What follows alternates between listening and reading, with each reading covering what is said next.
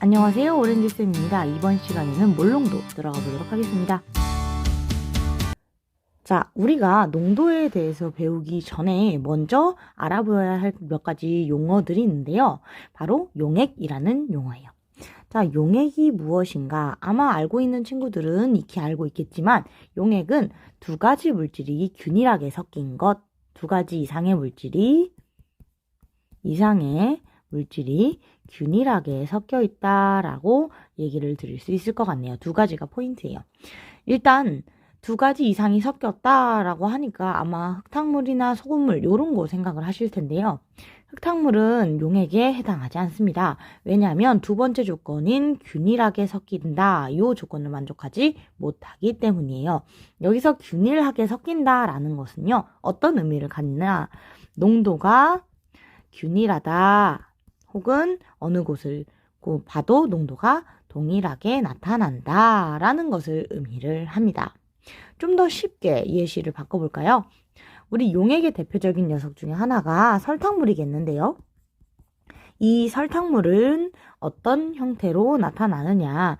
일단 바탕이 되는 물에다가 뭘 녹인 걸까요? 설탕을 집어넣어서 녹인 거겠죠? 자, 이런 설탕물은요, 어느 곳을 찍어 먹어도 달게 느껴져요. 맞습니까? 균일하게 잘 섞었다면요. 바로 이런 것을 우리가 용액이라 합니다. 그럼 이 용액은 적어도 두 가지 종류의 두 가지 이상의 물질을 섞은 거예요. 그렇기 때문에 우리가 녹이는 것에 따라서 어떻게 분류를 할 수 있냐? 바로 용질과 용매로 나누어 볼 수 있습니다. 여기서 용매, 아까 쌤이 예시를 들은 게 설탕물이었죠? 설탕물이 용액이라고 쳤을 때 녹이는 바탕이 되는 물이 여기서는 용매의 역할을 하고요. 녹아드는 물질을 우리는 용질이라 합니다. 여기서는 설탕이 되겠죠. 이 세 가지 용어를 알고 우리 농도 들어가 보도록 할게요. 자, 우리가 몰농도라는 새로운 농도의 개념을 배울 건데요. 그 전에 우리가 익숙하게 쓰고 있던 한 가지의 농도 개념, 퍼센트 농도에 대해서 알아보도록 할게요. 자, 퍼센트 농도, 여러분 요런 기호는 다들 써보신 적 있으시죠? 몇 퍼센트, 아마 여러분들 등급 컷 요런 거 얘기할 때 우리 4%가 1등급이다. 뭐 이럴 때 많이 얘기를 들어보셨을 텐데 여러분들이 알고 있는 건 백분율일 거예요. 백분율은 무엇이냐? 전체가 얼마든지 상관없이 전체를 100으로 놓았을 때를 가정을 한다. 뭐 요런 게 백분율이라고 해요. 100에서 얼마만큼 차지하느냐 혹은 얼마만큼 위에 있느냐, 상위 몇 퍼센트, 하위 몇 퍼센트 혹은 몇 퍼센테이지를 차지한다. 요런 형태로 우리가 많이 익숙하게 사용을 하죠. 농도에서 퍼센트가 쓰이면 어떤 의미를 갖는지 볼게요. 자, 용액을 총 100g이라고 가정했을 때 이 100g의 용액 안에 녹는 것이 우리 용질이라고 그랬죠. 용질의 질량을 나타낸 것이 바로 퍼센트 농도의 개념입니다. 우리가 여러분들 아실지 모르겠지만 알코올에 많이 사용이 되죠. 주류에 보통 많이 사용이 되고요. 몇 도 이렇게 얘기를 하는 게 사실 요 퍼센트라고 보시면 되겠고요. 퍼센트 말고도 요런 퍼센트는 사실 설탕물, 우리가 맡고 있는 링거도 퍼센트, 요렇게 표현을 많이 합니다. 자, 그래서 퍼센트 농도는 결과적으로 어떻게 나타내느냐, 요식 기억해 주세요. 위아래 둘 다 질량을 사용을 하고요. 질량을 이용해서 퍼센트를 나타낸다 보시면 되겠지만 분모에는 용액, 아까 예시를 들었던 거에 의하면 설탕물의 총질량을 얘기를 하고요. 용질은 무엇이냐? 우리 아까 예시를 들었던 거에 의하면 설탕이 되겠습니다. 즉 설탕물의 질량 분의 설탕의 질량. 요렇게 계산을 하되 백분율, 총 전체를 100으로 나타날 것이기 때문에 여기 100을 곱해서 백분율로 변환한다 라고 보시면 될 것 같습니다. 자, 요게 바로 우리가 일반적으로 사용하고 있는 퍼센트 농도예요. 그럼 몰 농도는 무엇이냐? 여러분 몰 배웠잖아요. 그죠? 몰이 무엇이었죠? 바로 우리 원자, 분자 이온과 같이 작은 것들을 나타내는 1몰이라는 새로운 단위를 사용하기로 했는데요.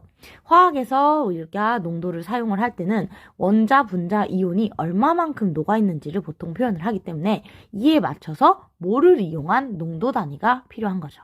그래서 우리가 몰 농도라는 새로운 단위를 사용을 할 거고요. 용액 1리터에 녹아있는 용질의 양을 기준으로 할 겁니다. 그래서 분모에 보시면 용액의 부피 리터 단위로 들어간다는 거 기억해 주세요. 리터로 들어가게 되고요. 위에는 우리가 앞서 얘기했던 입자, 원자, 그리고 이온, 분자 이런 것들 작은 것을 세는 단위 우리가 새롭게 정의한 몰이 들어가게 됩니다. 아시겠죠? 자, 기억을 해두시면 좋을 것 같습니다. 특히 요 리터라는 부피 단위 꼭 기억을 해주시고요. 새롭게 배우는 이 몰 농도의 단위 표현은 어떤 식으로 하느냐? 대문자 m을 이용해서 표현을 하고요. 혹은 리터 분의 몰이라는 표현으로 몰 퍼 리터를 사용하기도 합니다. 결과적으로 이 몰 농도는 용액 내에 포함된 용질의 입자수, 그 용질이 무엇이냐에 따라 다르지만 용질의 입자수를 표현하는 데 사용을 합니다. 예를 하나 들어볼까요? 자, 연습하기 가보도록 할게요. 용질에 만약에 설탕물을 예시로 들었을 때를 한번 해보겠습니다. 여기서 설탕 342g을 34.2g을 녹여서 설탕물을 만들었는데 설탕물의 리터가 200ml다라고 되어 있죠. 우리 몰농도 M, 몰농도를 알기 위해서는 분모에는 용액의 부피, 분자에는 용질의 몰수를 넣어야 합니다. 여기서 용질은 설탕이 되겠죠. 그럼 이 설탕의 몰수를 알아야 된다는 얘기인데 주어진 건 질량과 분자량입니다. 그럼 어떻게 해야 돼요? 몰수를 구하기 위해서 설탕의 질량분의 분자량을 나눔으로써 0.1몰의 설탕이 들어있다는 것을 우리가 구해낼 수 있죠. 0.1몰의 설탕이 들어간 것이다. 어디 안에? 설탕물 200ml 안에. 자, 200ml를 리터 단위로 바꿔서 집어넣어야 합니다. 앞서 몰농도 개념에서 설명했죠. 리터로 넣어주셔야 되고요. 그래서 우리 1리터는 1000ml이기 때문에 리터로 변환을 하려면 1000으로 나눠주시면 되죠. 바로 0.2리터 안에 0.1몰의 설탕이 있다. 따라서 2분의 1 몰농도, 0.5몰 농도의 설탕이다. 이렇게 얘기를 할 수 있겠습니다. 다음 예시로 넘어가 볼까요? 자, 이번엔 요소에 대한 몰농도 개념 연습입니다. 요소 수용액이기 때문에 수용액 뭐에다 녹인 거죠? 물에다 녹여 있는 거죠. 뭐가? 요소가. 자, 그럼 여기서 용매는 물이 되겠고요. 요소는 용질이 되겠습니다. 앞서 얘기했던 것처럼 몰농도는 용액의 부피분의 수용액의 용질의 질량이 용질의 양, 몰수가 되겠습니다. 주어져 있는 요소 수용액의 몰농도는 0.1몰, 0.1몰농도의 요소 수용액이 500ml, 즉 0.5리터가 준비되어 있습니다. 그럼 이 안에 들어있는 요소의 질량을 알기 위해서 몰농도를 이용해서 뭘 알 수 있냐? 요소의 몰수를 구할 수 있다. 어떻게 구하느냐? 부피 곱하기 몰농도를 하면 몰수가 나오겠죠? 맞습니까? 요렇게 구할 수 있다. 자, 0.1몰 농도 곱하기 0.5리터. 왜? 이걸 알고 싶으니까 요거 이렇게 분모에 있는 거 올려가지고 곱하면 되죠. 그럼 얼마다? 0.05몰만큼의 요소가 들어있다. 단 우리가 구하고 싶은 게 요소의 질량이기 때문에 몰을 그람으로 변환할 필요가 있고 어떻게 해야 되냐? 분자량 주어진 60을 곱함으로써 구할 수 있다. 그럼 어떻게 되죠? 몇 그램? 3g의 요소가 들어있다는 거 알게 되었습니다. 넘어가 볼까요? 자, 같은 부피의 수용액에서 만약에 서로 다른 용질을 녹인 물질이 있을 때 과연 몰농도가 같을까 다를까 요걸 한번 판단해 볼 건데요. 같은 부피의 수용액, 하나는 포도당이고 하나는 요소 수용액이 준비되어 있습니다. 이 상황에서 같은 부피인 100ml만큼이 동일하게 준비되어 있고요. 녹은 용질의 질량이 역시 18g, 18g, 18g으로 동일하게 나타났다라고 해볼게요. 자, 그러면 몰농도가 과연 같을까요? 당연히 아닙니다. 왜요? 우리 몰농도는요, 용액의 부피분의 용질의 질량이 아닌 몰수를 사용하고 있어요. 질량이 같다 해서 몰수가 같을 수가 없습니다. 맞죠? 여러분 거기 프린트에는 제시를 안 해줬지만 포도당의 분자량은 180, 요소의 분자량은 60임을 제시를 해드릴게요. 제시를 했으니 우리 포도당 18g, 요소 18g이 있을 때 각각은 몇 몰이냐 이거 구할 수 있어요? 당연히 구할 수 있죠. 전체 질량은 뭐였죠? 분자량 곱하기 몰수 아닙니까? 몰수. 그죠? 그런데 요 몰수가 구하고 싶으면 분자량으로 질량을 나누면 된다. 우리 여러 번 반복했습니다. 맞죠? 그러면 18g을 180으로 나누면 뭐예요? 10분의 1, 즉 0.1 몰만큼. 즉 포도당 18g은 0.1몰의 포도당이다. 반면에 요소 같은 경우는요. 분자량이 60이기 때문에 요렇게 나누게 되면 요렇게 값이 나타나게 되죠. 자, 10분의 3, 0.3몰만큼의 요소가 존재하는 것이다. 라는 겁니다. 요거 이해 가셨습니까? 그러면 수용액의 몰농도는 어떻게 되냐? 똑같이 100ml이기 때문에 0.1리터고요. 0.1몰만큼의 0.1리터의 포도당 수용액은 1몰농도. 0.1리터분의 0.3몰만큼의 요소가 들어있는 몰농도는 3몰농도로 서로 다른 몰농도가 나온다. 화학식량이 다르기 때문이다. 라는 거죠. 자, 여기까지 이해 가셨나요? 넘어가 보도록 할게요. 자, 그러면 우리가 요 새로운 몰농도라는 개념을 적용해서 우리가 실제적으로 정확히 농도를 알고 있는 용액을 제조할 수 있을까? 정확하게 제조를 할 수 있습니다. 요 아래에 제시된 실험 과정을 통해서요. 설명을 좀 드려보도록 하겠습니다. 우리가 정확하게 농도를 알고 있는 용액 0.1몰농도 수산화나트륨 용액 1리터를 제조를 해보도록 하겠습니다. 그럼 요 과정을 요걸 한번 분석을 해볼게요. 0.1몰농도의 NaOH를 몇 리터? 1리터를 만든다고 합니다. 그럼 여기서 NaOH의 화학식량 거기 없는데 40이거든요. 40이에요. 그러면 0.1몰농도의 1리터 수용액을 만들려면 요 1리터 안에는 0.1몰만큼의 NaOH가 포함이 되어야 해요. 맞습니까? 그럼 이 0.1몰농도의 NaOH를 정확하게 측정할 수 있어야 우리가 제조할 수 있을 거 아닙니까? 용액을. 그죠? 어떻게 측정을 할까요? 참고로 NaOH는 상온에서 고체 상태이고요. 이 고체 상태의 물질을 측정을 하려면 당연히 질량을 이용하는 게 가장 편합니다. 그럼 0.1몰농도의 NaOH가 몇 g인지를 알면 되겠네요. 몇 g일까요? 어떻게 구하면 되죠? 몰수의 화학식량을 곱한 값 몇 g? 4g의 NaOH를 정확하게 측정을 해서 용액을 만들면 되겠다라는 겁니다. 자, 그럼 여기서 하나의 의문이 생깁니다. 과연 이 4g의 NaOH를 그냥 단순히 물 1리터에 녹이면 될까요? 안 되니까 이런 얘기를 하겠죠, 쌤이. 당연히 안 됩니다. 왜냐면 우리가 분모로 삼고 있는 건 용액 1리터입니다. 용액이란 용매와 용질이 모두 합해졌을 때의 부피값을 말하는 거죠.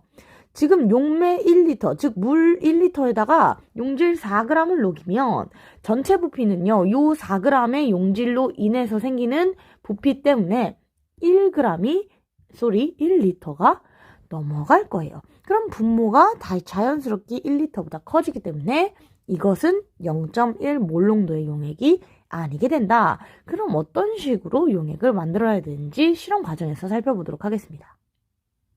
자, 다시 프린트로 돌아왔어요. 아까 구했던 수산화나트륨 필요한 질량이 몇 g이었죠? 4g이었죠.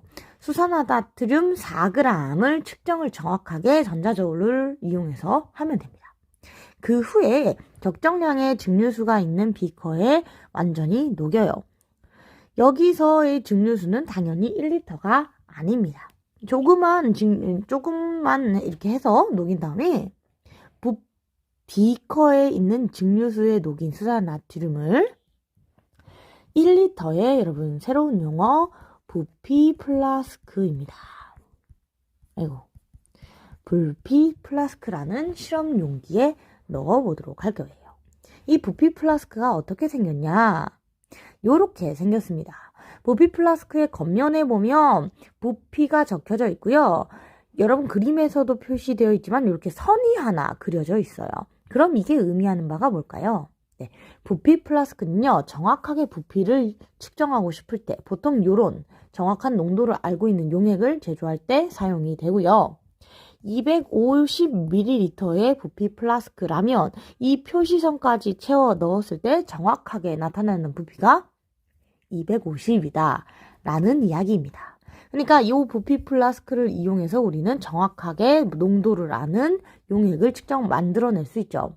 당연히 1리터, 즉 1000ml짜리의 부피 플라스크에다가 우리가 수산나트륨 4g, 0.1몰을 집어 녹인 증류수를 넣어서 채울 거예요.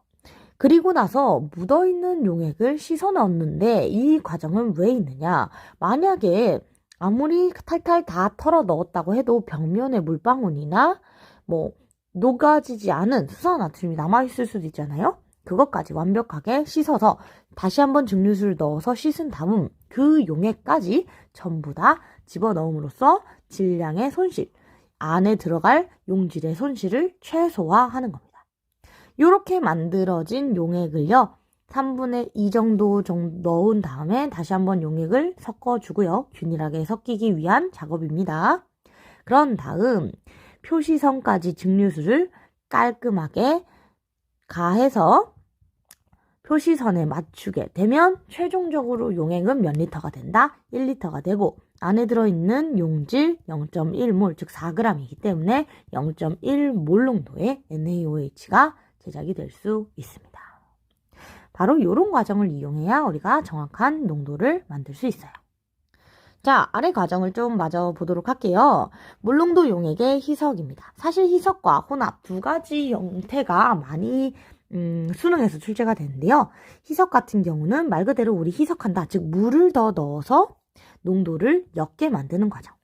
그리고 혼합하는 과정은 서로 다른 농도를 가진 용액을 더해서 합치는 과정입니다. 이 두 가지 과정은 모두 다 용액의 부피와 몰농도가 변화하는 과정이에요. 하지만 이거 기억해 두세요.